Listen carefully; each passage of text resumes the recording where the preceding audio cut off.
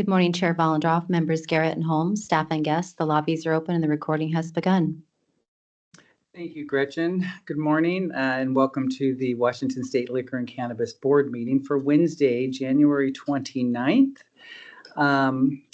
We have a pretty full agenda today, so we'll jump right in here and get started. So the first items on the agenda today are approval of minute meetings from December.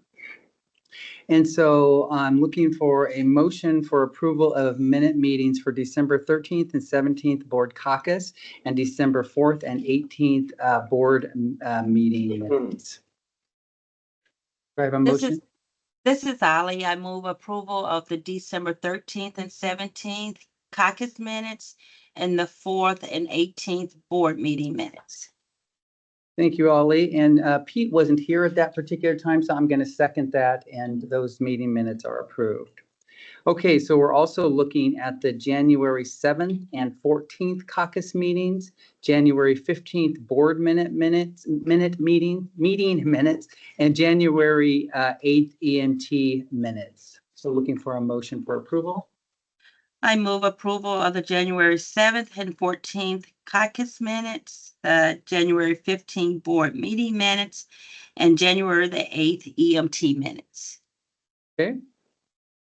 And Pete, you were here for one of those meetings? The 14th. So do you want to make are you second that motion? I do second. And then abstain from the rest. Okay, Correct. Great. Got it. All right. Thank you. All right. So we will go right into alcohol related rulemaking. And we have our first item is from Denise and policy and rules. So Denise, I'll turn it over to you. Great. Thank you very much.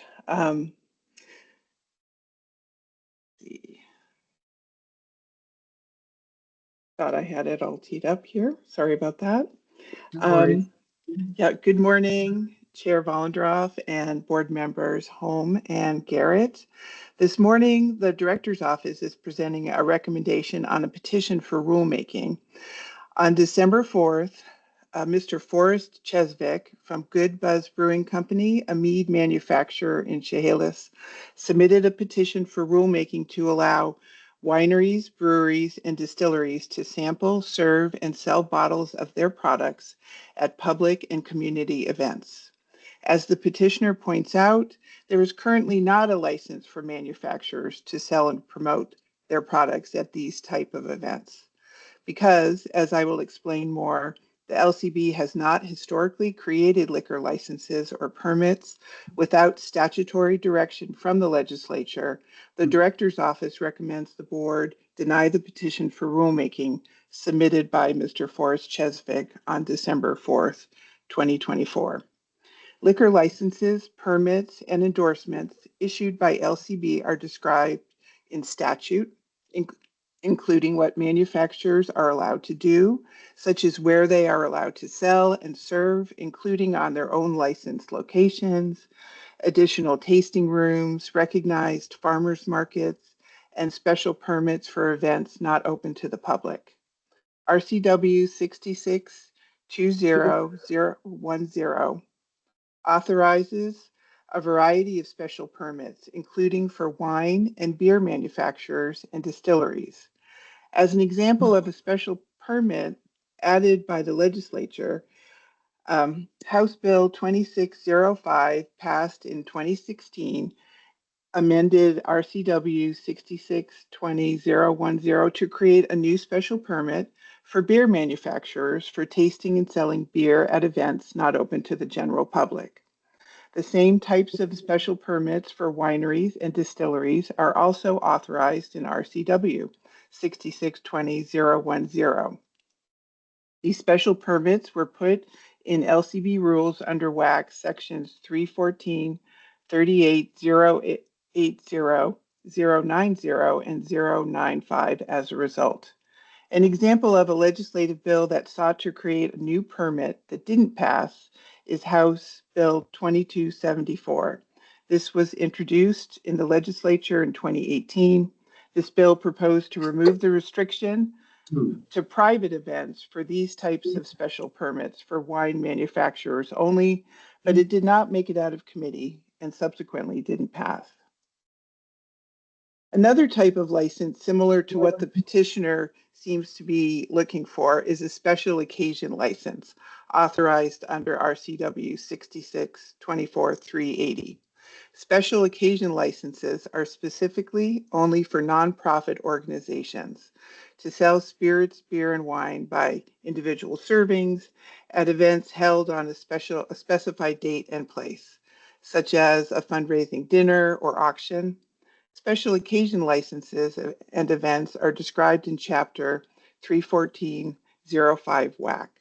Alcohol manufacturers may participate in a special occasion event, but they may not get this type of license themselves. This is a popular type of license that nonprofit organizations use to raise money. The LCB received 3,900 applications for these special occasion licenses in 2024, as an example. And I understand also that there is a new bill just introduced to the legislature, House Bill 1719, which aims to amend RCW 66-20010 to authorize a new special permit for manufacturers and retailers to sample and sell at events open to the public. For a little bit of additional background, LCB has denied petitions that have requested rulemaking to create new license endorsements that have not been authorized by the legislature.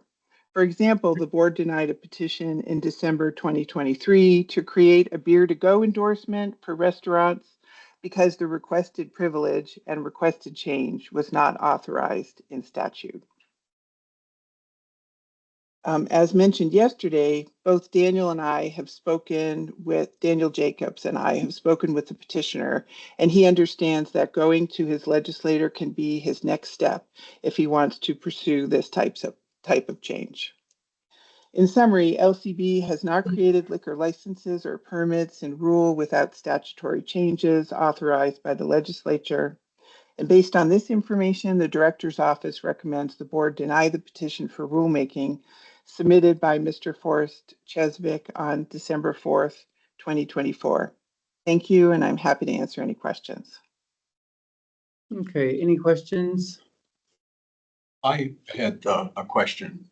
Denise, why don't we accept the petition? Not what, it doesn't mean we're going to grant it, but if we accept the petition, doesn't it allow us to do a deeper dive to understand what legislative authority is required? I might want to defer to Daniel on this question as he has more experience. Sure. Thank you. Thank you, Member Holmes. So part of our analysis in deciding whether to accept the petition is that analysis, is determining whether or not we have legislative authority to do this. And so we've already done that. That's already what the sort of analysis of us saying, historically, we've never created permits, allowances, or licenses without legislative authority.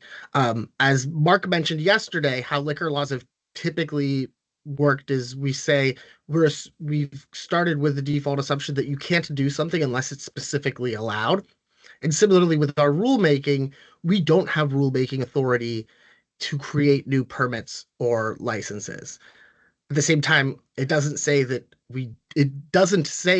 prohibit us from creating it, but nor does it expressly permit us to. I'm not going to go into legal analysis of that too much further, just because I'm not an attorney that represents the agency, so I'm not going to do that part. But in terms of if we accepted the petition, we wouldn't be able to proceed with rulemaking.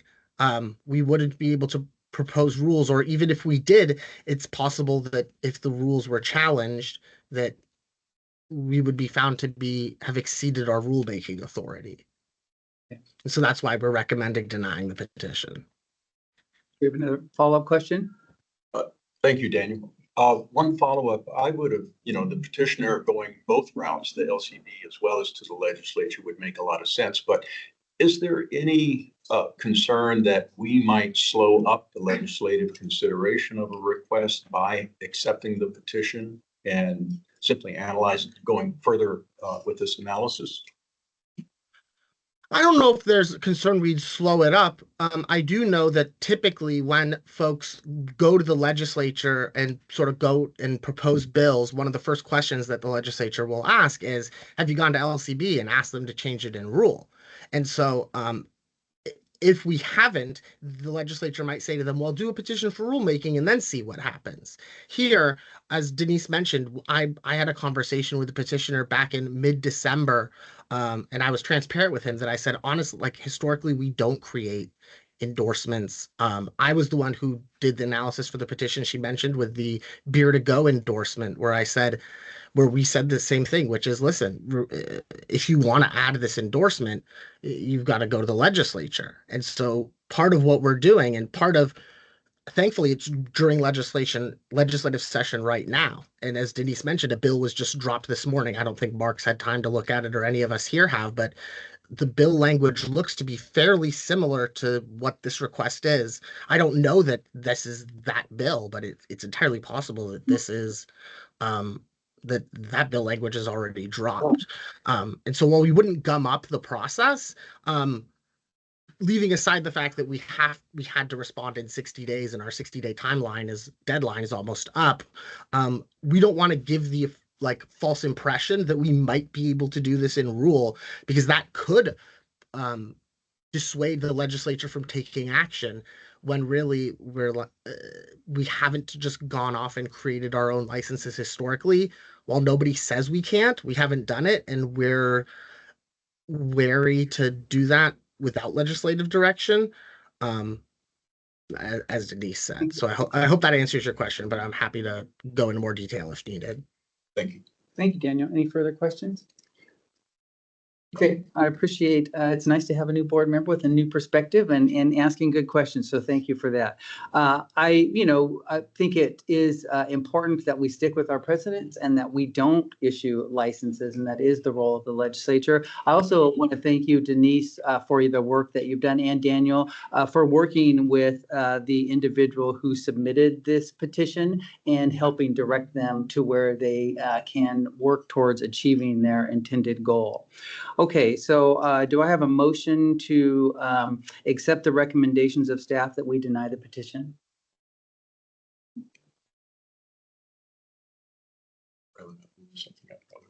I'm sorry, I was gonna leave that one to Pete, but Pete, did you want to do the motion or no? I don't support the motion, so Okay. I think I should make the motion. Okay, so I move that we approve the rules petition and consideration to allow alcohol manufacturers. Are we on that one? We're on the petition to consider allowing alcohol manufacturers for public event sales, and the recommendation from staff is that we deny the petition and have it's a legislative thing. So I'm looking for a motion to deny the petition. Right, and I move that we deny the petition. All right, this is Jim, and I second that. So that is approved, and we have one abstention. Okay, thank you, Denise. We'll move on to the next item, which is another one from Denise on a similar proposal. Yes, thank you. Good morning again, Chair Vollendroff and board members Garrett and Holmes. This morning, the Director's Office is presenting a recommendation on a petition for rulemaking that was submitted on December 10th by Ms. Lena Ciampi, owner of Cup of Swords Tavern in Olympia, who submitted a petition for rulemaking to create an event license for wineries, breweries, distilleries, and alcohol retailers to sample, serve, and sell bottles of their products at events open to the public. The petitioner points out in her petition that this would help small businesses promote their products and generate income in a way that supports the community and promotes commerce in a safe and welcoming setting. Similar to the petition just presented from Mr. Chesvick, the Director's Office recommends the board deny the petition for rulemaking submitted by Ms. Lena Ciampi on December 10th, 2024, because LCB hasn't historically created liquor licenses or permits without statutory direction from the legislature. As described for Mr. Cheswick's petition response, liquor licenses, permits, and endorsements issued by LCB are described in statute when passed by the legislature. The legislature has described in RCWs what manufacturers and retailers are allowed to do, including where they are allowed to sample, serve, and sell products. Ms. Ciampi's petition is similar to Mr. Cheswick's as it includes manufacturers, but also adds retailers. RCW 66-20-010 authorizes special permits for wine and beer manufacturers and distilleries to sample and sell their products at events on special dates and times that are not open to the public. Special occasion licenses, as I described previously, are only available to nonprofits for events held at a specified date and place, such as fundraising dinners or auctions. Retailers are authorized in statute to offer samples at specified locations, such as in grocery stores with an endorsement and at certain licensed retail premises. House Bill 2363, introduced in 2024, proposed amending Chapter 6624 RCW to create a new license endorsement for public settings that would have authorized off-site and pop-up retail sales, service, and consumption of beer and wine for on-premises and off-premises consumption. This bill passed out of committee, but didn't progress any further and subsequently did not pass.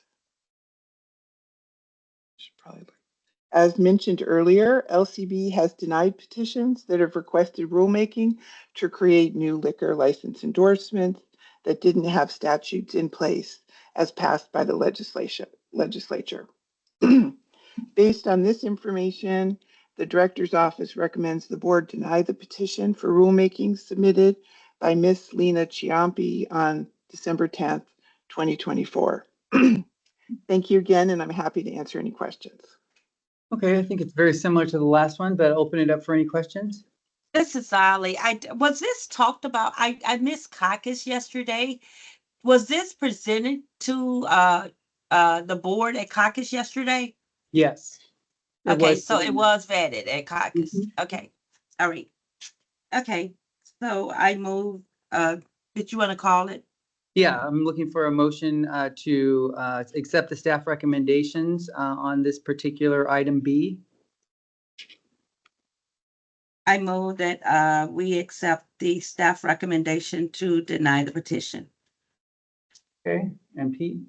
I'm going to vote the same way as the last Okay. one, but if you don't mind, Mr. Chair, I'd like to just state that I certainly would not go against a clear prohibition on board enacting rules in an area.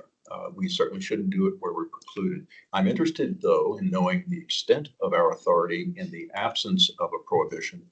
And moreover, I think that it's really important that petitioners have reached out to the LCB, which has the expertise, administrative expertise, to balance public safety and the needs of the private enterprises that are licensees. So I just think that it's an opportunity there to learn the extent of our authority and also show off our expertise as an agency. So all right, thank you. All right, well, I second the motion, so that is passed, and we will move right on to our next agenda item related to cannabis rulemaking. And we have Jeff who's going to present to us next. So Jeff, are you ready? Yes, I am. Thank you. Good morning, Chair Volendroff and board members Garrett and Holmes. This morning, the Director's Office is presenting the response and the recommendation to the board regarding a rulemaking petition from Ash Shojan, a member of the public, received on December 3rd, 2024, regarding funding for trauma-informed counseling and research research on the legacy of the war on drugs.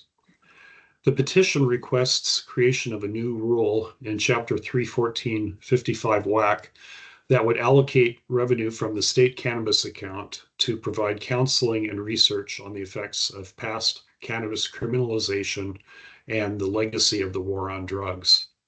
The petitioner's request for rulemaking is stated as follows. I propose creation of a rule that would allocate funding from the cannabis revenue to support trauma-informed counseling and research.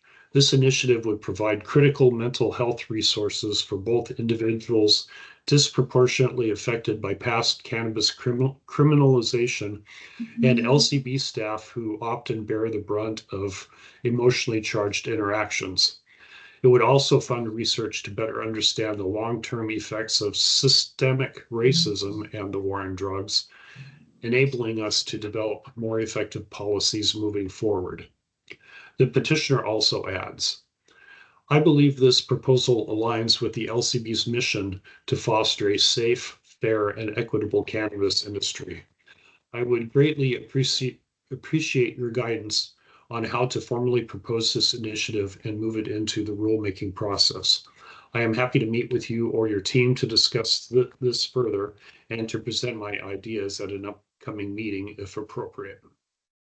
So the issue presented by this petition is whether the LCB should create a rule in Title 314 WAC to allow spending from the cannabis revenue to support trauma-informed counseling to individuals who are disproportionately affected by past cannabis criminalization, and to also fund research. The petitioner believes this funding would help to foster a safe and fair and equitable cannabis industry. Under existing Washington law, in RCW 6950-530, all cannabis revenue, including excise taxes collected from sales of cannabis products in Washington, as well as all cannabis license fees, penalties, and forfeitures received from cannabis licensees, must be deposited into a single special dedicated cannabis account created in the state treasury. Additionally, RCW 6950-530 requires that funds in this dedicated cannabis account may only be spent by appropriation by the legislature. RCW 6950-540 sets requirements for the legislature to provide set funding amounts to the Washington State Department of Health, Washington State University, and other entities, and to allocate remaining percentages of cannabis fund dollars back to the state basic health plan trust account, the Washington Healthcare Authority, the state general fund, local governments, and some other programs. The LCB does not have authority to determine how money from the special dedicated cannabis account is spent.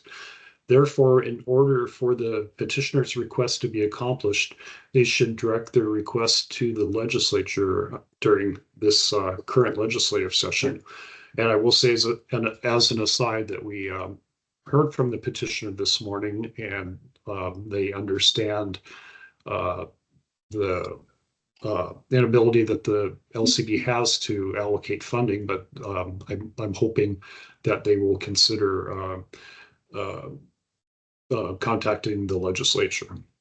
So for the reasons described above, Director's Office staff recommend that, consistent with RCW 3405-330 subsection 1B, the board deny Ash Shojan's petition for amending of rules submitted on December 3rd, 2024. Thank you, and I'm happy to answer any questions.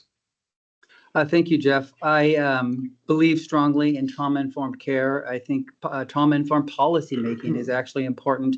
And I wish the board had the authority to move money and direct money in certain areas. So given the fact that we don't have that, I'm looking for a motion to deny the petition. I move that we deny the petition. Okay, do I have a second? This is Ali, I second. Ollie, are you going to second that? Oh, I did. Can you hear me? Sorry. No, I can hear you now. Thank you. I didn't hear Okay. you before. You want to go ahead and do it for the Okay, record? this is Ali, I second. All right, thank you. And I support that as well. So that is approved. Yeah. Real quick comment. I embrace your comments, Mr. Chair, and I would point out that this was also consistent with the original initiative 502 to include earmarking for causes like this. But unlike the earlier two motions, this one is expressly prohibited. This is the venue of the legislature to spend those revenues, decide how they're going, and so I support the motion to deny. Thank you. Appreciate those comments. All right, we will now move to action item number B under cannabis rulemaking, and Daniel Jacobs is going to present to us next. So regarding cannabis sampling. So Daniel, I'll turn it over to you. Yes, thank you. Sorry that I'm not able to get on video at the moment. My internet, of course, on my laptop decided that now was the time to have issues.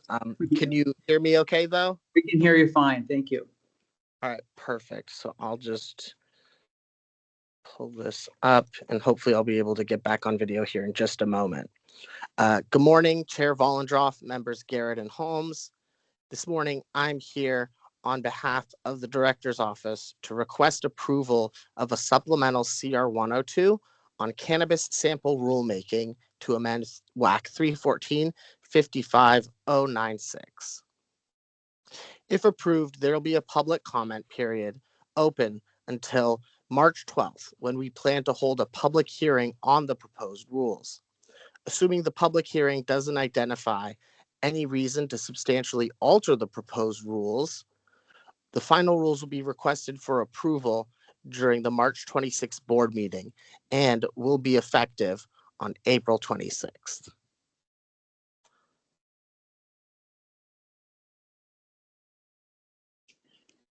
Are you still there, Daniel? Yes, I am. Sorry. There we go. Now it's back up. Okay, perfect. Sorry about that. This rulemaking came from a petition from the Washington Cannabis Business Association that the board accepted in August 2022 to amend WAC 314-55096 regarding cannabis samples. The CR 101 was filed in March 2023, and stakeholder engagements were held in March and October 2023, with surveys sent out to licensees in July 2023. A CR 102 was filed in August 2024, making a variety of rule changes, and a public hearing was held in October. The initial CR 102 made the following changes. It combined the existing categories of vendor and educational samples into a single category called trade samples. It required that samples be the smallest unit currently sold at retail. And this changed things because beforehand, licensees were required to have a separate sample unit size that was different than what's sold at retail. It required or it identified sample limits being provided to retailers and to particular employees by reference to calendar quarters. So, for example, it said a processor can provide X number of samples per calendar quarter per employee. It identified traceability and record-keeping requirements for cannabis samples. It required physical separation of samples from products sold at retail, and it modified some of the sample jar requirements in part to reflect the serving size alterations that I just mentioned. Following the public hearing in October, LCB staff had several conversations with licensees and stakeholders about changes that they wanted to see. We also received several emails that are attached to the CR 102 memo describing changes those licensees wanted. The CR 102 memo and the form include tables showing the initial changes made in the first CR 102 and the changes that we're proposing to make to that initial 102. The changes made to the initial 102 include the following: clarifying that sample jars can be displayed by retailers physically near the retail products being sold. We increased the quarterly limit for employees to receive samples. We clarified distinguishing trade samples from internal quality control samples, which are samples that are for internal quality control. So samples provided by processors to their own employees to make sure that the product is what they think it is, and also clarifying and distinguishing internal quality control samples from just quality control samples, which may refer to samples provided to laboratories for quality control testing. And again, we're just clarifying that internal quality control samples are very different than quality control samples, but that was understandably kind of confusing. We addressed sample limits based on THC concentration, acknowledging that sample limits for flower don't necessarily translate to sample limits for concentrates. We removed references to sample limits per batch and per harvest, and instead just used per calendar quarter per employee across the board. And lastly, we specified that old samples and old sample jar labels have to be disposed of by September 1st. I mentioned this yesterday, but because we're changing some of the labeling and sample size requirements, it's entirely possible and likely that processors and producers have already have jars on stock for the current sample regimen. And we want to give them time to get through that old inventory. We figured by September 1st, hopefully you'll have gone through all of it, but if you have leftover inventory by then, you're going to have to dispose it according to our cannabis disposal and cannabis waste regulations. Most of these changes came from suggestions from stakeholders based on conversations that occurred after the October public hearing and from written comments that we received between August and October. These changes shouldn't cause a dramatic cost increase as compared to the initial CR 102, but either way, the amount doesn't rise to the threshold to trigger a small business economic impact statement. Therefore, I'm requesting approval on behalf of the Director's Office of the supplemental CR 102 on cannabis samples to amend WAC 314-55-096. Thank you, and I'm happy to answer any questions. Thank you, Mr. Jacobs. Okay, any questions from board members? Seeing no questions, do I have a motion to approve the supplemental CR 102 for cannabis sampling? I move that we approve the motion for Okay. CR 102 sample. This is Ali, I second. Okay, that motion is approved, so thank you very much. All right, now we move into our general public comment. This is the public comment period of the meeting. Everyone will have up to 3 minutes to speak. Please limit your comments to LCB business and refrain from personal attacks or going off topic or into things unrelated to what we do here. I will mention if I think a speaker has wandered off too far. Please be respectful to the speakers and everyone else who is present, whether virtually or in person. Please do not disrupt the meeting or other people making public comment. If we have any disruptions, I will pause the public meeting until the disruption stops. Please remember this is being recorded and that will be available online later today. If you are in the room with us today, please be aware that the microphones are sensitive and will pick up paper rustling and things like that, including conversations. So if you're joining us online, please give us a second to connect you. When we do so, Gretchen will give you an alert when you get to 30 seconds, and I will ask you to conclude your comments once you have reached the 3-minute mark. So we will begin our general comment with those who've registered to speak with us virtually. So first up, we have Elijah Kane.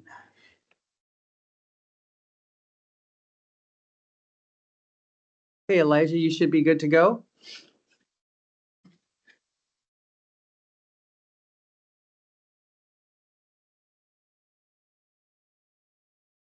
Elijah, we can't hear you if you're speaking, so you're good to go on our end.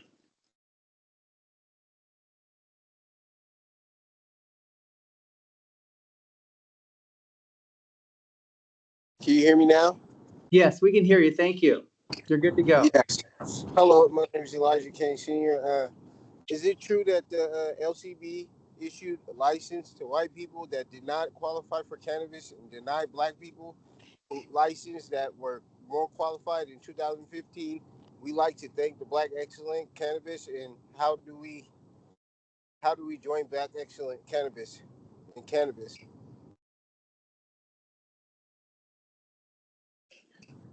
Mr. Kane, we don't respond during these meetings, so I did hear your question and made note of it. But do you have anything else you want to say? No, that's it. Okay, thank you very much. Thank you. Okay, next we have Tracy Freeman. Yes. Hey. Hi. No, that's not. It's wrong. Okay.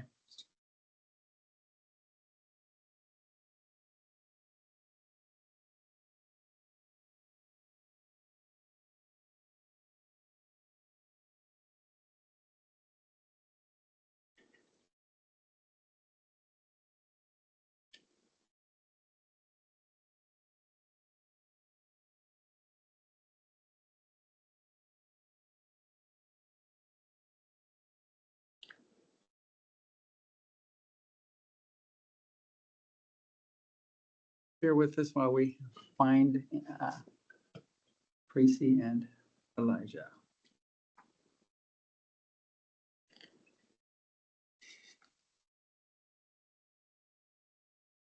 Might be Tracy. Tracy name, but no last name. We'll try this one. Okay.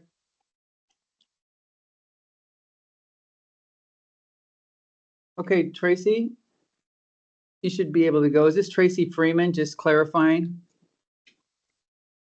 Sorry, That's can you okay. guys hear me? Yep. Is this Tracy Freeman? Yeah, I still can't hear. Hello? Okay, we can hear you. Can you hear us yet? Yes, I think Okay. so, a little bit. All right, you're good to go, Tracy. You've got 3 minutes. Okay. Is it true that the LCB issued licenses to white people that did not qualify for the cannabis and denied Black people license that were more qualified in 2015? We like to thank the Black excellent in the cannabis, and how do we join the the Black excellent in cannabis? All right, thank you, Tracy. We don't respond to questions during this public comment period of time. Do you have anything else you want to say?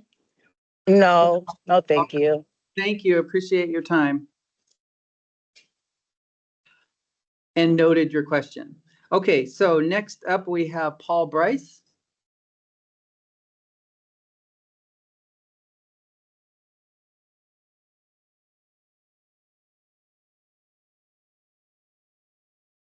Okay, Paul, you should be able to go. Hi, can you hear me? Yep. Can you hear us?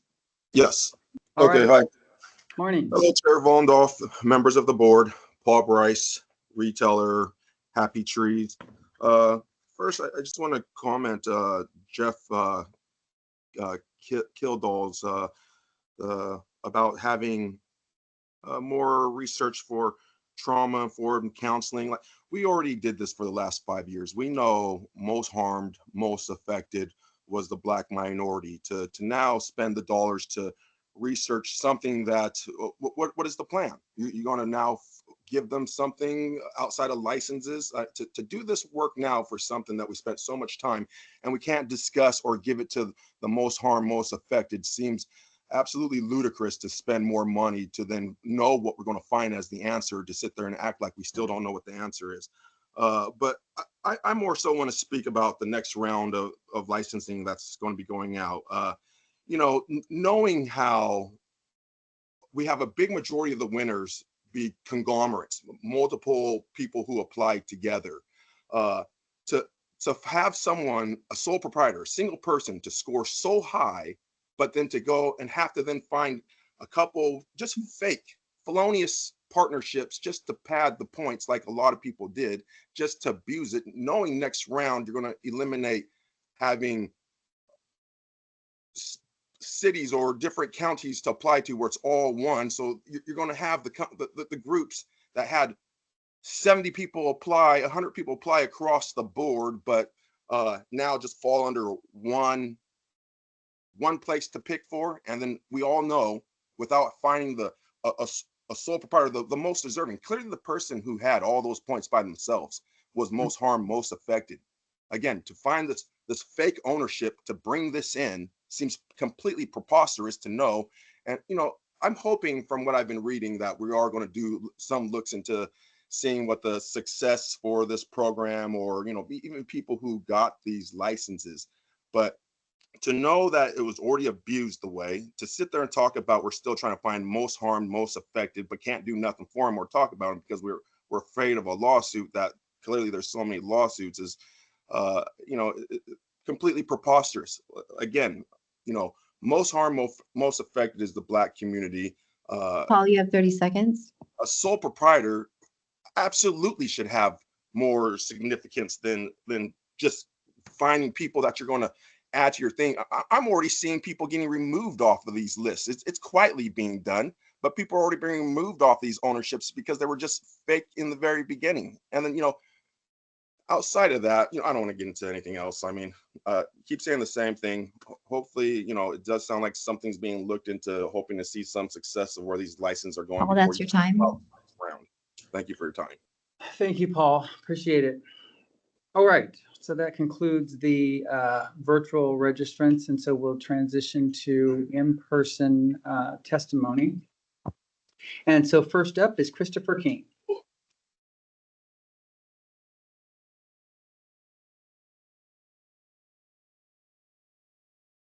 Great morning. May it please the board.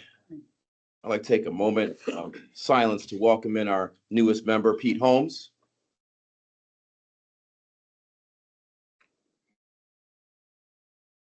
All right, see how simple that was? A moment of silence, a dramatic pause. And I didn't get interrupted. But you see, I got interrupted 1.5 years ago when I took a dramatic pause for Martha's Vineyard on vacation when I called in, and Chair Postman at the time cut me off. Remember that? Because I said, hey, he says, are you finished yet? And I said, no. I said, I'm gonna take the rest of my time. He said, no, you're not, you're finished. Okay. That chills free speech. I threatened to sue him back then. I had it dead to rights right then. You can't do that. I hadn't done anything wrong. When I walk this microphone, this is my microphone. I paid for it. I'm gonna use it how I see fit, unless I yell at you, threaten you, or go off topic. This is mine. He didn't get that, okay? But he's gonna get it, okay? And unfortunately, Chair Bondroff, you're gonna get it too. Because you know what happened the last time I was in here, there was no meeting going on. I had not bothered anybody. I was walking around the corner with my gimbal, going to the bathroom when you accosted me. And you said, hey, and you threatened to throw me out. You threatened to have me escorted out of here. Now, my first thought was, I get an escort, is she cute? I don't know. And then, but for real, you can't do that. And it traumatizes me. I'm a statistical anomaly. I'm a 60-year-old Black man with no criminal record whatsoever.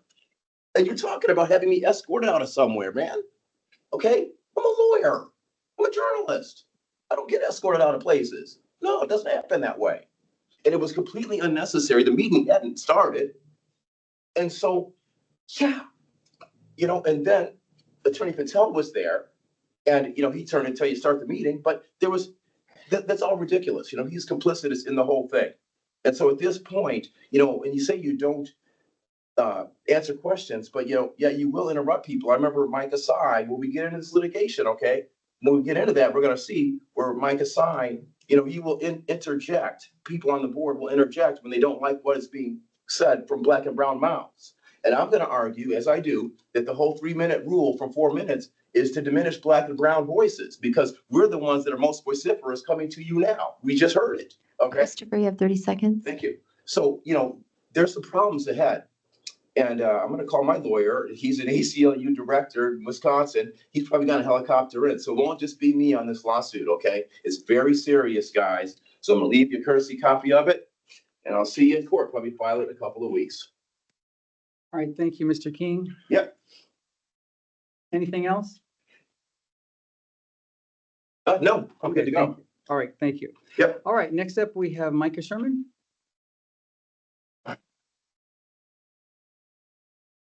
Morning. My name is Micah Sherman. I'm a Tier 2 producer processor licensee here in Olympia, and I'm also on the board of the Washington Sun and Craft Growers Association. We're an association that represents small and sun-grown farmers all throughout the state. And just came by to say a couple things and welcome Pete Holmes to the board. We're very happy to have you here and look forward to working together. I'm also here, as I sometimes occasionally do, come to ring the alarm bell of what's going on in the cannabis industry. The last year has seen an incredible amount of consolidation in the retail system, in my opinion, in contradiction to the statute on the books related to how many stores can be run by one ownership and financial interests. And so we're seeing the downstream effects of that pretty much decimate the cannabis industry. Most of our members are struggling to pay their bills. All of us who are left at this point in the industry are folks that have managed to come up with a business model that was sustainable for close to a decade in my case. And in the last 6 months, that has stopped being the case. Most of our members struggle to pay their rent and utilities, and we're on the verge of basically a collapse of the cannabis system. And this is stuff that I've been bringing up with the board and the agency for well over probably close to 2 years now. And we have not seen any action. And every attempt I've made to get a coherent response has been denied, has been thwarted, has been sandbagged, basically. And so I'm pretty much at the end of my rope. I'm about out of business. A lot of my members are too. We have a lot of legislation we're working on to try to halt the decline of this situation. And for a lot of us, it's already too late. And so just here to say that that's the current status that we're in. And we need a significant course correction if any of this is going to be a success. We're only at about 50% of the legal market share participating in this. That's declines. That was a choice that we made in not taking action for a decade to respond to the things that myself and many other people have been bringing up for 10 years. So it's hard to know at this point what to say. In these Micah, you have 30 seconds. Thanks. But I just kind of wanted to go on the record and say all of that, and ask for your guys' help in making sure that this thing eventually becomes successful, because at this point it is not. Thanks. Thank you, Micah. Appreciate it. All right. Next up we have, and I think it's Jay Frederick, and I can't read the last. Farish. Well, welcome. You've got the microphone.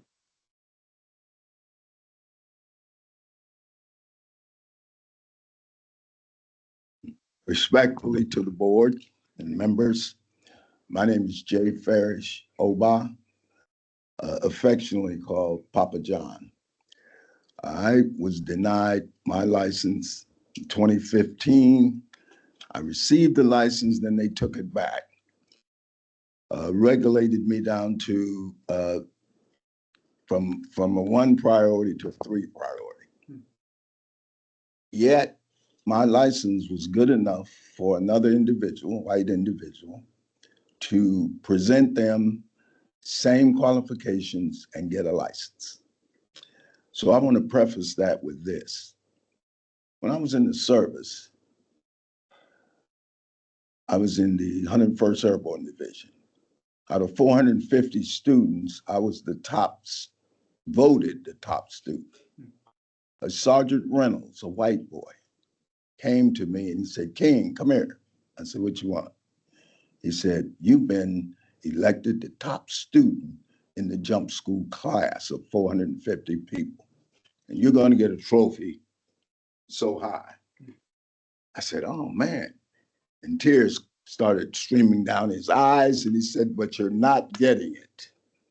I said, "Why is that?" He said, "Even though the cadre voted for you, you're Black, so you're not getting it."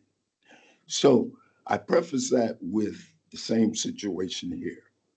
Given a license, taking the license back, yet the program spells out that one of the primary reasons that Black and brown people would be available and open to licenses because of this situation of them, yet it was taken. So when will it stop?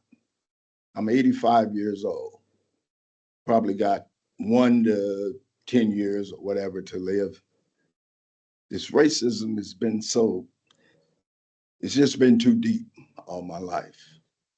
Yet it doesn't stop me from progressing, taking care of myself, my family, not allowing what I know is a thumb or a hammer to our progress, yet I still pursue. And I'm thinking about how is it Mr. Oba, you have 30 seconds. that racism can have such a deep thing When in the service, I laid on top of a lieutenant when we were getting bombed by mortars. He was white. Why didn't I just go get under the Jeep? Because I think we all have equity, especially as soldiers together. I didn't even know racism existed in the service until I was in there. I didn't know racism existed in this wealth building process until Mr. I Oba, got that's in. your time. So thank you. Thank you very much. Appreciate your comments. All right, next up we have Mike Sy.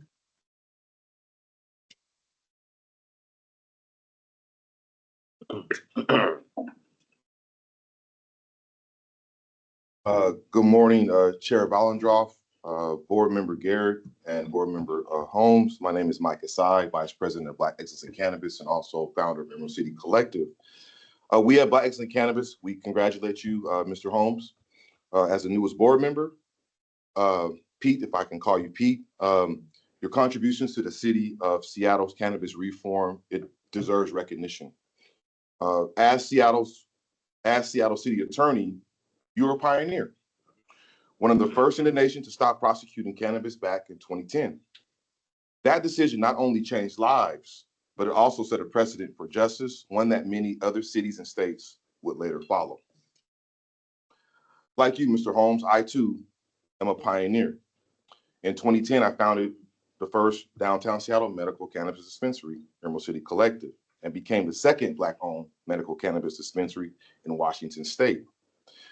We operated with transparency, not lying about our nature of business. Believing that those of us who stepped up early to provide safe access would be recognized and protected as the laws evolved. But instead, the city of Seattle and the Liquor Cannabis Board unjustly shut us down in 2016.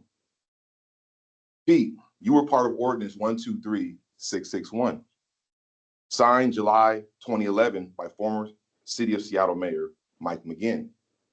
A crucial piece of that legislation provided legitimacy to Seattle medical cannabis businesses. That ordinance is still in effect to this day. Yet, those of us who opened our doors before the passage of I-502 were never given the opportunity to be grandfathered in by the city or the state of Washington. The city of Seattle failed to defend the pioneers of medical cannabis before and after the passage of Senate Bill 5052 back in 2015, especially Black-owned dispensaries when it mattered most. And that failure continues today. The city of Seattle, the city of Renton, and many other cities have redlined Black social equity licensees, like myself, making it nearly impossible to secure locations due to restrictive buffer zones. While we fought for equity, we continue to face barriers designed to keep us out. Mr. Holmes, as you step into this new role, I have one question 30 for you. seconds. What do you plan to do to correct the wrongs? We need more than social equity recognition. We need action. The agency overseeing cannabis is in need of continued overhaul, and it starts with acknowledging and repairing the harm done to the true pioneers. The LCB should be pushing for a cleanup bill this 2025 session, like this agency did for whites in 2017. That was Senate Bill 5131. Social equity needs buffer zone reduction, consumption lounge, delivery, Mike, tax that's your time. exemption, and more reinvestment funds annually. Thank you, Mike. We are solution-based and we have solutions. Thank you. Thank you. Appreciate your time. All right, last up we have Caitlin Ryan. Caitlin?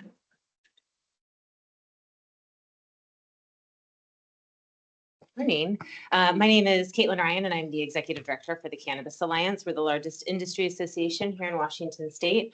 And we are dedicated to the advancement of a vital, ethical, equitable, and sustainable cannabis industry. And I'm here today to welcome you, Pete Holmes, to the Liquor and Cannabis Board.